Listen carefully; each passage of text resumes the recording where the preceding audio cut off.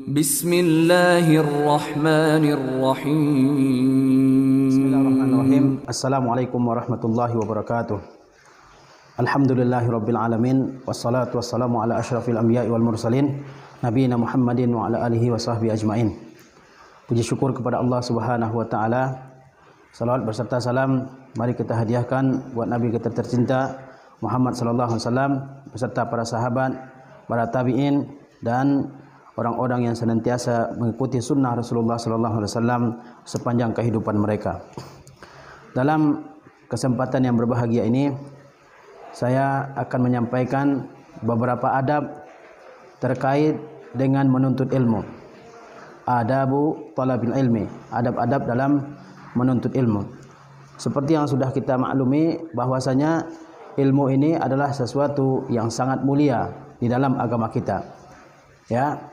Kita lihat bahwa ayat yang pertama kali diturunkan atau wahyu yang pertama kali diturunkan oleh Allah Subhanahu wa taala kepada nabinya adalah perintah membaca. Iqra bismi rabbikal ladzi khalaq. Ya, 5 ayat pertama surah Al-Alaq. 5 ayat ini berisi perintah untuk membaca, dan membaca adalah kunci ilmu pengetahuan. Nah, dalam menuntut ilmu ini seseorang perlu menjaga adab agar dia berhasil memperoleh ilmu yang diharapkannya. Di antara adab yang sangat perlu untuk kita perhatikan di dalam menuntut ilmu agama ini, yang pertama adalah ikhlasun niyyati lillahi ta'ala, yaitu memurnikan dan menuluskan niat kita semata-mata karena Allah Subhanahu wa ta'ala. Para ulama mengatakan bahwa ilmu itu adalah ibadah. Al-ilmu ibadah. Mencari ilmu itu merupakan ibadah, menuntut ilmu merupakan ibadah. Dan kita maklumi bahwasanya salah satu syarat diterimanya ibadah seseorang oleh Allah Tabaraka wa taala adalah al-ikhlas, adanya keikhlasan, adanya ketulusan di dalam mengerjakan ibadah tersebut. Para ulama mengatakan al-ilmu salatu sirri wa ibadatul qalbi. Ilmu itu adalah salat rahasia. Ilmu itu adalah salat rahasia wa ibadatul qalbi, dan ibadah hati. Jadi ulama menyebut menuntut ilmu itu sebagai suatu ibadah, dan ibadah itu mesti berlandaskan kepada keikhlasan, semata-mata mengharapkan ridha dari Allah Tabaraka wa taala. Al-Imam Ibnu Jama'ah rahimahullah, beliau mengatakan tentang niat yang baik di dalam menuntut ilmu tersebut. Kata beliau, husnun niyyati fi talabil ilmi bi an yuqsada bihi wajhullah taala. Niat yang baik dalam menuntut ilmu itu maksudnya adalah bahwa seseorang menuntut ilmu semata-mata mengharapkan keridaan dari Allah Tabaraka wa taala. Wal amalu bihi, dia menuntut ilmu adalah untuk mengamalkan ilmu tersebut. Wa ihya'us syariati, dan untuk menghidupkan syariat, menghidupkan agama. Orang apabila tidak mengetahui ilmu agama, maka dia tidak akan mampu untuk menghidupkan syariat, menghidupkan hukum-hukum agama yang telah diabaikan oleh manusia. Wa tanwiru qalbihi, dan niat yang baik juga artinya adalah seseorang menuntut ilmu dengan niat untuk menyinari hatinya, wa tahliyatu batinihi, dan untuk menghiasi hatinya, wal qurbu minallahi ta'ala yaumal qiyamah.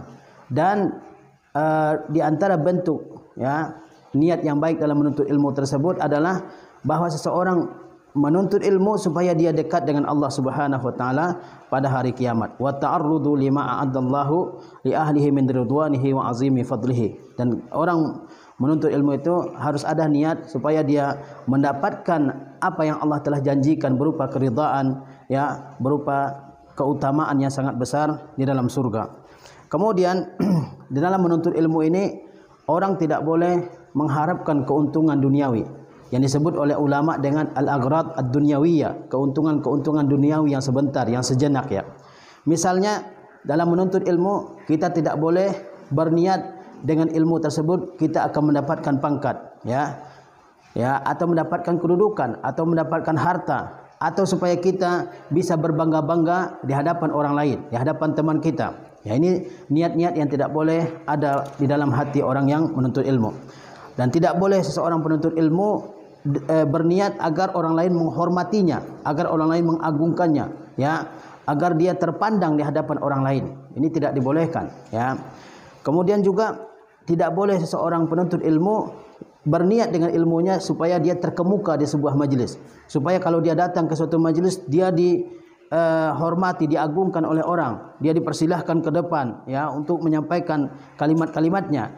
Ini niat-niat yang tidak dibolehkan di dalam menuntut ilmu. Dengan niat yang baik, maka seseorang akan mendapatkan ilmu yang dengan ilmu tersebut dia bisa beribadah kepada Allah Subhanahu wa taala dengan cara yang benar. Tapi kalau niat seseorang buruk, maka dia akan ya merugi dalam kehidupan di dunia dan di akhirat. Maka kita harus memeriksa niat kita masing-masing ya. Apakah saya menuntut ilmu itu benar-benar murni karena Allah Tabaraka wa taala, atau saya menuntut ilmu supaya saya jadi orang terpandang, supaya saya jadi orang hebat, supaya saya menjadi orang terkemuka ya, supaya saya bisa menghasilkan dunia, supaya saya bisa menghasilkan uang dengan ilmu yang saya punyai ya. Apabila ya kita niatnya adalah tujuan duniawi, maka ilmu yang kita dapatkan itu akan hilang secara sia-sia. Ya, dari Abi Hurairah radhiyallahu taala anhu, beliau berkata, Rasulullah sallallahu alaihi wasallam bersabda, "Man ta'allama ilman mimma yubtagha bihi wajhullahi ta'ala, la yata'allamuhu illa liyusiba bihi 'aradan min ad-dunya, lam yajid arfal jannati yaumal qiyamati, yakni rihaha." Ini Rasulullah SAW menyebutkan suatu ancaman bagi orang yang menuntut ilmu agama, tapi bukan karena Allah Tabaraka wa Ta'ala, tapi karena keuntungan dunia yang ingin dia dapatkan. Dari Abu Hurairah radhiyallahu taala anhu, Rasulullah SAW bersabda, barang siapa yang mempelajari suatu ilmu, yang ilmu tersebut sejatinya dipelajari untuk mencari keridaan Allah Tabaraka wa Ta'ala, la yata'allamuhu illa liyusiba bihi aradan minad dunya, sementara orang tersebut mempelajari ilmu supaya mendapatkan satu keuntungan dari dunia ini, supaya dia mendapatkan satu kesenangan duniawi. Apa ancaman yang disediakan oleh Allah untuk orang tersebut? Kata Rasulullah, lam yajid arfal jannati yaumal qiyamah, dia tidak akan mendapatkan bau wanginya surga pada hari kiamat. Ya, ini ancaman yang sangat berat bagi orang yang menuntut ilmu bukan karena Allah Tabaraka wa Ta'ala, tapi karena niat-niat yang lain yang tidak disukai dan diridai oleh Allah Subhanahu wa Ta'ala. Apa ancamannya? Orang yang menuntut ilmu agama ini bukan karena Allah, dia tidak akan mencium bau surga. Mencium bau surga saja tidak akan didapatkan pada hari kiamat ya. Maka kita harus memperhatikan niat kita ini dalam menuntut ilmu. Jangan sampai kita menuntut ilmu ini karena duniawi, dan jangan sampai kita terpaksa dalam menuntut ilmu ini. Jangan sampai kita ya menuntut ilmu agama karena orang tua kita yang selalu menyuruh kita untuk menuntut ilmu agama ini ya. Kita menuntut ilmu agama benar-benar karena Allah Subhanahu wa taala, supaya kita diridai oleh Allah Subhanahu wa taala, supaya kita bisa memberikan sumbangan terhadap agama kita ini, sumbangan pengetahuan, supaya kita bisa menghidupkan agama kita ini, supaya hati kita bersih, supaya kita jauh dari penyimpangan-penyimpangan dalam agama kita ini. Ini adab yang pertama yang harus kita ya perhatikan di dalam menuntut ilmu ini.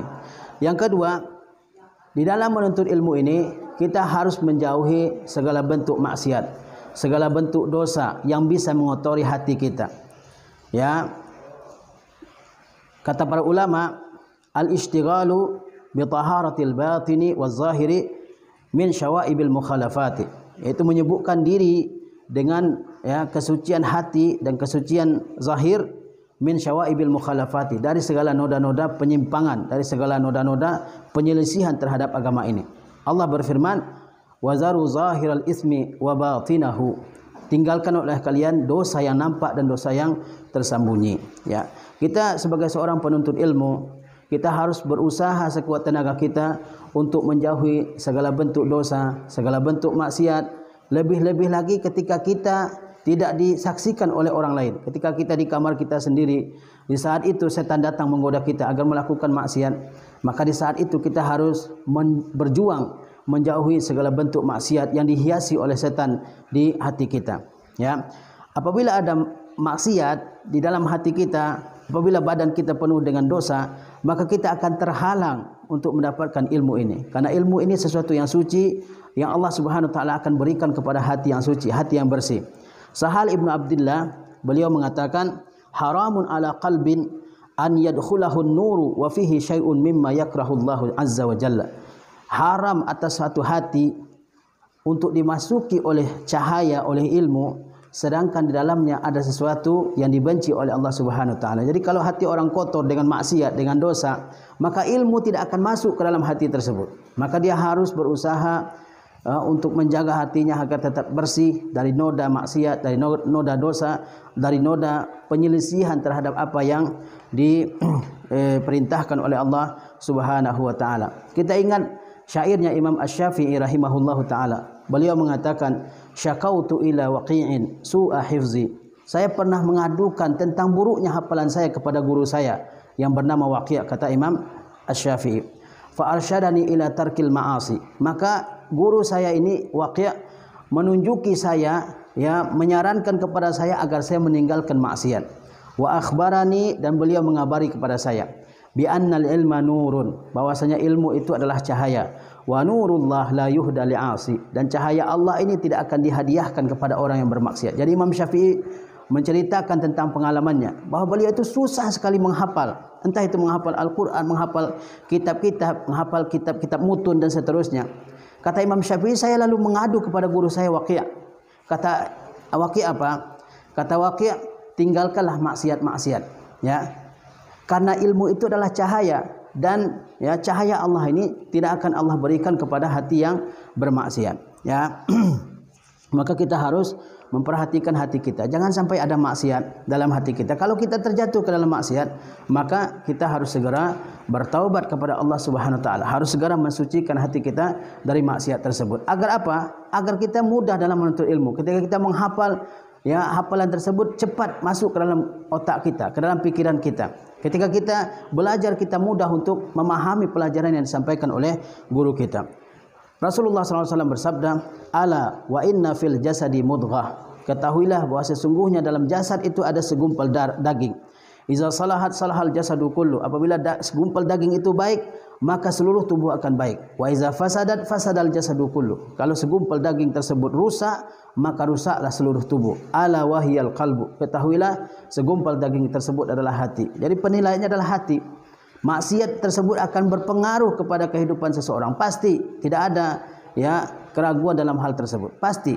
Oleh sebab itu, orang yang ingin, ya, menempuh jalan menuntut ilmu ini, dia harus membersihkan hatinya dari maksiat-maksiat tersebut. Ya, kalau terjatuh ke dalam maksiat, dia harus segera bertaubat kepada Allah Subhanahu wa taala.